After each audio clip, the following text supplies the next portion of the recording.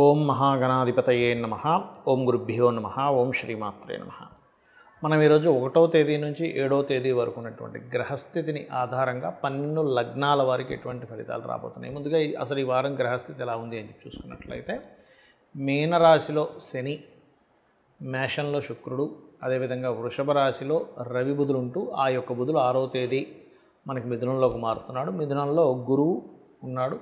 అదేవిధంగా కర్కాటక రాశిలో నీచ స్థానంలో ఉన్నటువంటి కుజుడు మనకి ఈ 7వ తేదీ నుంచి మన సింహరాశిలోకి మారడము, మరియు అదేవిధంగా మకా నక్షత్రంలోకి మారుతున్నాడు ఆయన కుజుడు. దాంతోపాటు కేతువు కూడా సింహరాశిలోనే ఉన్నాడు. ఈ యొక్క చంద్రుడు కర్కాటక రాశి నుంచి తులారాశి వరకు ఈ వారం సంచారం జరగనుంది. ఈ యొక్క గ్రహస్థితిని అనుసరించి ఎవరెవరికి ఎటువంటి శుభ ఫలితాలు జరగనున్నాయి, ఏ విషయంలో చాలా జాగ్రత్తగా ఉండాలనేటువంటి అంశాలను చెప్తుంది నేనైనప్పటికీ కూడా చెప్పిస్తుంది సాక్షాత్ లలిత అమ్మవారిగా భావిస్తూ ఒక్కొక్క లగ్నం గురించి తెలుసుకుందాం. లగ్నం తెలియని వారు రాసి చూసుకోండి. వృషభ లగ్నము, వృషభ రాశి, వృషభం వారికి కనుక చూసుకున్నట్లయితే లగ్నంలో రవి ఉన్నాడు. కాకపోతే ఇక్కడ లగ్నంలో ఉన్న రవి చతుర్థ స్థానంలో ఉండే కేతువు యొక్క ఎనర్జీస్తో రవి ఉన్నాడు లగ్నంలో. దీనివల్ల ఏమవుతుంటుందంటే ఏదైనా ఒక ప్రాపర్టీ మీ ప్రమేయం లేకుండా రావడము, అది కొంచెం మీరు కనుక ఏదైనా లిటిగేషన్స్లో ఉందా ఏంటి అని చెప్పి చూసుకోకుండా తీసుకోవడం వల్ల ఇబ్బందులు వస్తాయి. అందులో ముఖ్యంగా గవర్నమెంట్ సంబంధించినవి ఏవైనా, లేదా తండ్రి నుంచి వచ్చేటువంటి ప్రాపర్టీ కావచ్చు. లేదు అంటే కనుక మీరు ఏదైనా ఒక ఎడ్యుకేషన్ రిలేటెడ్ సంబంధించిన దాంట్లో ప్రధానంగా మెడికల్ కానీ ఏదైనా రీసెర్చ్ ఓరియంటెడ్ కానీ డయాగ్నోటిక్ రిలేటెడ్ సంబంధించినవి కానీ ఎంపిక చేసుకునేటప్పుడు, అంటే విద్యార్థులు ప్రధానంగా వాళ్ళ యొక్క సబ్జెక్ట్ని ఎంపిక చేసుకునేటప్పుడు చాలా జాగ్రత్తగా ఉండాలి. ఇక ధన సంబంధించినటువంటి విషయంలో ఫైనాన్షియల్గా మంచి గ్రోత్ ఉంటుంది, అందులో ఎటువంటి సందేహం లేదు. అలాగే ప్రధానంగా మనకి ఇక్కడ 1వ తేదీ చూసుకున్నట్లయితే 1వ తేదీ పర్టికులర్గా ఈ కుజుడితో కలిసి ఉంటాడు కాబట్టి 1వ తేదీ ప్రాబ్లం ఏం లేదు, బాగానే ఉంటుంది. 1వ తేదీ మీరు ఏదైనా మాట్లాడుకోవడానికి ధైర్యంగా స్టెప్ తీసుకోవడానికి. అదేవిధంగా 2, 3 తేదీలు మాత్రం ఎటువంటి ప్రాపర్టీ తీసుకునేటువంటి విషయంలో, కోర్సెస్ తీసుకునే విషయంలో చాలా కేర్గా ఉండండి. అదేవిధంగా మరలా 6, 7 తేదీలు మళ్ళీ బాగానే ఉంటుంది, ఎందుకంటే కుజుడు మారుతున్నాడు 7వ తేదీ. బట్ ఏంటంటే దాని ప్రభావం అనేటువంటిది ఇబ్బంది ఏం పెద్దగా ఇవ్వదు. దానివల్ల కొంతవరకు ఏదైనా మీడియేటింగ్ చేసేటువంటి విషయాల్లో కొంత అనుకోకుండా కలిసి రావడం ఉంటుంది, ఎందుకంటే కుజుడు అక్కడ పర్టికులర్గా కొంతవరకు నీచభంగ రాజయోగంలో ఉంటాడు, అదొకటి. అయితే ఇక్కడ 4వ స్థానం మీద ముఖ్యంగా ఎక్కువ దృష్టి పెట్టాలి. అయితే ఈ యొక్క లగ్నానికి కేతువు పాప అయినప్పటికీ ఆ రాశికి కేతువు శుభుడే సింహానికి, కాబట్టి కొంచెం చిన్న చిన్న ఇబ్బందులు వచ్చినా ఏదైనా ల్యాండ్ విషయంలో, చదువు విషయంలో మళ్ళీ అది సమస్య పోతుంది కూడా, అందులో ఎటువంటి సందేహం లేదు. కాకపోతే 7వ తేదీ వరకు కుజుడు మారట్లేదు కాబట్టి ఏదైనా ఇన్వెస్ట్మెంట్ చేసేటప్పుడు అగ్రిమెంట్స్ చేసుకునే అంశంలో కూడా కొంత జాగ్రత్తగా ఉండాలి ఖచ్చితంగా మీరు. మరియు ఈ వారం ప్రధానంగా 6వ తేదీ నుంచి బుధుడు ఎప్పుడైతే మీకు 2వ స్థానంలోకి మారుతున్నాడో, ఏదైనా ప్లానింగ్ చేసి బిజినెస్ ఇంప్రూవ్మెంట్ చేసుకునేటువంటి వాటిల్లో ఖచ్చితంగా మీకు కలిసి వస్తుంది, అందులో ఎటువంటి సందేహం లేదు, గుర్తుపెట్టుకోండి. అలాగే మరొక విషయం ఏంటంటే ఇక్కడ ఈ యొక్క 12వ స్థానంలో ఉండేటువంటి శుక్రుడు ప్రధానంగా ఇక్కడ ఇచ్చేటువంటి రిజల్ట్స్లో ఈ అప్పుల విషయంలో, ఎందుకంటే శుక్రుడు 6వ అధిపతి 12లో ఉన్నాడు, ఒక రకంగా నీచభంగ రాజయోగం అంటే విపరీత రాజయోగం కింద చెప్తారు. కానీ ఇక్కడ ఎప్పుడైతే 3వ స్థానంలో కుజుడు నీచంలో ఉన్నాడో కొంత అప్పులు ఇవ్వడం ద్వారా గొడవకు కూడా దారితీస్తుంది. ఈ వారం పర్టికులర్గా ఈ విషయంలో గుర్తుపెట్టుకోవాలి. మరియు మరొక విషయం ఏంటంటే ఇక్కడ అష్టమాధిపతి ఎవరైతే ఉన్నాడో ఆయన కూడా కాస్త, అంటే గురువు 2వ స్థానంలో ఉన్నాడు, లాభాధిపతి అయినందుకు కొంత యాన్స్టస్ ప్రాపర్టీస్ మూలంగా ధనం రావడం అనేటువంటిది కూడా చాలా స్పష్టంగా చూపిస్తుంది. కాకపోతే వివాహ సంబంధించినటువంటి ప్రయత్నాలు చేసే విషయంలో, లేదా పార్ట్నర్స్తో మీరు ఏదైనా చేసేటువంటి అంశాల్లో కొంత జాగ్రత్తగా ఉండండి. మరియు ఉద్యోగ సంబంధించినటువంటి అంశాలలో కొంతవరకు ఉద్యోగ ప్రయత్నాలు చేసేటప్పుడు, ఇంటర్వ్యూస్కి వెళ్ళేటప్పుడు కొంత ఘర్షణ వాతావరణం కానివ్వండి, అక్కడ కొంచెం చేస్తున్న ఉద్యోగంలో కూడా కొంత స్ట్రెస్ అనేది ఎక్కువగా ఉంటుంది. దానికి మీరు ఆంజనేయ స్వామి యొక్క ఆరాధన చేయండి. మరి నిత్యము ఆరాధించవలసినటువంటిది విష్ణు సహస్రనామాలు, అన్ని విధాలు బాగుంటుంది మీకు. చాలామంది పంచమ కేతువు అంటే సింహరాశిలో కేతువు, కుంభంలోకి రాహు వచ్చాడు కదా అనేటువంటి భయాందోళన చెందుతున్నారు. ఇక్కడ నేను చెప్పేది ఒకటే, ఏ గ్రహం మారినా గుర్తుపెట్టుకోండి, రవి నుంచి కేతువు వరకు 2 ఛాయాగ్రహాలు, మిగతా గ్రహాలు ఏవైతే 7 గ్రహాలతో పాటు 2 ఛాయాగ్రహాలు 9 ఏవైతే ఉన్నాయో అందులో ఏ గ్రహం మారినా మంచి చెడు 2 చేస్తుంది, గుర్తుపెట్టుకోండి. అయితే ఇట్స్ డిపెండ్ ఆన్ మీ పర్సనల్ చార్ట్లో ఉన్నటువంటి గ్రహస్థితిని సంబంధంగా ఉంటుంది.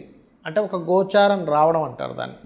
అంటే మీ జన్మజాతకంలో ఉదాహరణకి సింహరాశిలో ఉన్నటువంటి పోర్ట్ఫోలియోస్ ఏమిటి, సింహరాశి మీకు లగ్నం నుంచి ఏ భావాన్ని సూచిస్తుంది, కుంభరాశి మీ లగ్నం నుంచి ఏ భావాన్ని చూపిస్తుంది అనే దాని మీద ఆధారం చూసుకోవాలి.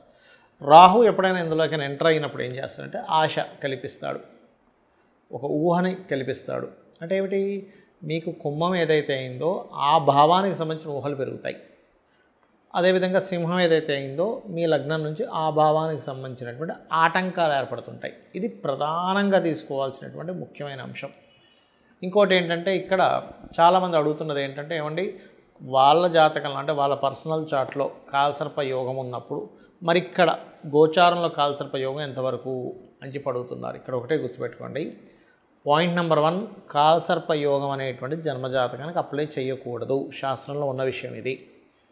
ఒకటేంటంటే కాలసర్ప యోగాన్ని దేశకాల పరిస్థితులు, అంటే దేశాల్లో సునామీలు వస్తాయా, యుద్ధాలు వస్తాయా, జబ్బులు వస్తాయా, ఎలాంటివి వస్తాయి, భూకంపాలు వస్తాయా, యుద్ధాలు వస్తాయి, ఇలాంటివి చెప్పడానికి మాత్రం వాడాలి. అందుకే చూడండి, మనకి ఇప్పుడు కాలసర్ప యోగం ఫస్ట్ టైం అప్పుడు వచ్చినప్పుడు కరోనా లాంటిది వచ్చింది. ఇప్పుడు కొంత అటాక్స్, భయాందోళనతో జనాలు ఇబ్బందులు పడి ఇలాంటివన్నీ మనం చూస్తున్నాం. పెద్ద పెద్ద వర్షాలు, తుఫాన్లు, లేకపోతే మనకి ఈ యొక్క అంటే రకరకాల విపత్తులు మనం చూస్తున్నాం. కాబట్టి ఏంటి అంటే ఎర్త్క్వేక్స్ కూడా వస్తున్నాయి. అంటే ఏమిటి, కాలసర్ప యోగాన్ని దేశకాల సంబంధించినవి చూసుకోవాలి. ఎవరికైనా కనుక ఉదాహరణకి ఇప్పుడు మనకి సింహంలో కేతు మారాడు, కుంభంలోకి రాహు మారాడు. ఇప్పుడు నిజంగానే వాళ్ళ పర్సనల్ చార్ట్లో కనుక రాహుకేతువులు అక్కడ ఉంటే మాత్రం ఖచ్చితంగా వాళ్ళకి గుర్తుపెట్టుకోండి, ఒక గుడ్ ఈవెంట్, ఒక జాగ్రత్త, అంటే కొంత ఇబ్బందికరమైన ఈవెంట్ 2 జరుగుతాయని చెప్తుంది నాడీ ఆస్ట్రాలజీ. ఇది గుర్తుపెట్టుకోండి. అయితే ఇక్కడ ప్రధానంగా మీరు తీసుకోవాల్సింది అసలు మీ పర్సనల్ చార్ట్లో ఏముంది, మీరు ఎందుకు ఎదగలేకపోతున్నారంటే మీ లగ్నము మీ దశమము ఎలా ఉన్నాయో చెక్ చేసుకోవాలి. మీకు ధనపరంగా ఎందుకు ఎదగలేకపోతున్నారంటే మీ జన్మజాతకంలో ధనాధిపతి ఏ మార్గంలో వెళ్తే ధనం వస్తుందని చెప్తుంది. మెడికల్ రిలేటెడా, లేకపోతే బిజినెస్ రిలేటెడా, లేనట్లయితే ఏదైనా ఒక జాబ్ చేసుకునేదా, ఇక్కడ బయటకు వెళ్ళాలా, లేకపోతే ఆ బిజినెస్లో కూడా మార్కెటింగ్ రిలేటెడ్ చేసుకోవాలనుకుంటున్నారా, బ్యూటీ రిలేటెడా అనేటువంటిది ఒక లెక్క ఉంటుంది. అది ఎలా వస్తుంది అంటే ధనాధిపతి ఏ గ్రహాలతో ఎలా ఉన్నాడనే దాని మీద ఉంటుంది. అలాగే కొంతమందికి సహోదరులతో కలిసి చేసేవి బాగా కలిసి వస్తాయి, కొంతమంది సహోదరులతో కలిసి చేసేవి రావు.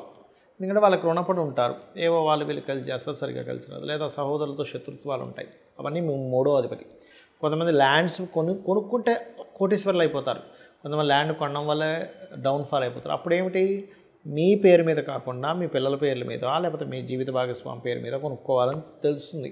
అంటే 4వ అధిపతి పాడయ్యాడు. ఈ 4వ అధిపతి ఏంటి, తల్లితో ఉండేటువంటి రిలేషన్ని, మీ ఎడ్యుకేషన్ రిలేటెడ్ సంబంధించిన విషయాల్ని చెప్తుంది.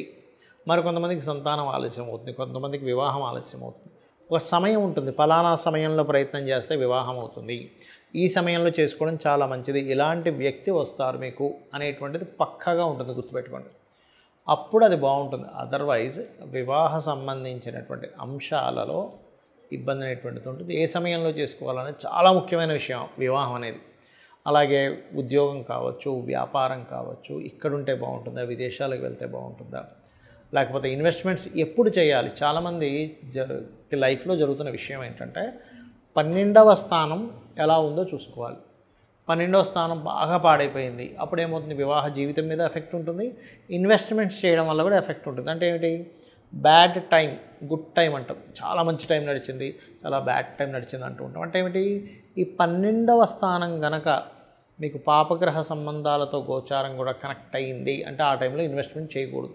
అది కేవలం స్థానాధిపతే కాదు, ఈ స్థానాధిపతి ఏ గ్రహానికి పోర్ట్ఫోలియో అందించాడని చూసుకోవాలంటే గ్రహాలు ఎప్పుడు కూడా శాస్త్రంలో మనకి పరాశర మహర్షి చెప్పింది ఏమిటంటే ఆత్మ సంబంధినం ఏచ ఏ నిజసధార్మిణ దశాంతర్దశాశ్వేవ దిశంతి శ్వదశాఫలం.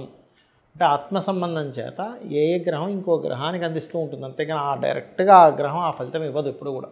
అలా అయితే సప్తమాధిపతి మహాదశ రాగానే అందరికీ వివాహాలు అయిపోవాలి, రెండవ అధిపతి మహాదశ రాగానే వెంటనే ధనం వచ్చేసేయాలి, నాలుగో అధిపతి మహాదశ రాగానే లేదా అంతర్దశ రాగానే ఇల్లు కొనేసుకోవాలి. అలా అవ్వట్లేదు. ఎందుకు అవ్వట్లేదు? ఆ గ్రహం ఆ ఫలితం ఇవ్వదు. ఇది ఆస్ట్రాలజీలో ఉన్న గొప్ప సీక్రెటు. ఆ గ్రహం మరొక గ్రహానికి అందిస్తుంది పోర్ట్ఫోలియో పరంగా. ఆ గ్రహం మాత్రమే ఇస్తుంది. అది వివాహం కానివ్వండి, ధనం కానివ్వండి, వివాహ విచ్ఛిన్నం కానివ్వండి, విదేశాలకు వెళ్ళడం కానివ్వండి, మీకు బిజినెస్లో కలిసి రావడం కానివ్వండి, ఏదైనా కానీ హెల్త్ ఇష్యూ దగ్గర నుంచి. కాబట్టి అది చూసుకోవాలి. అది చూసుకొని దానికి తగ్గట్టుగా మీరు కనుక సింపుల్గా ఏదో వేలు లక్షలు ఖర్చు పెట్టేసి రెమెడీ చేయాల్సిన అవసరం ఏమీ లేదు. గుర్తుపెట్టుకుని చాలా సింపుల్గా ఒక చిన్న దానం ఇవ్వడం, లేకపోతే గుడికి వెళ్ళడం, ఇంట్లో కూర్చొని మంత్రం చేసుకోవడం ద్వారా నిత్యము ఒక నామస్మరణ చేయడం, మన పనులు మనం చేసుకుంటూ ద్వారా కూడా మనం ఎటువంటి దోషాన్నైనా తగ్గించుకోవచ్చు. శ్రీమాత్రే నమః.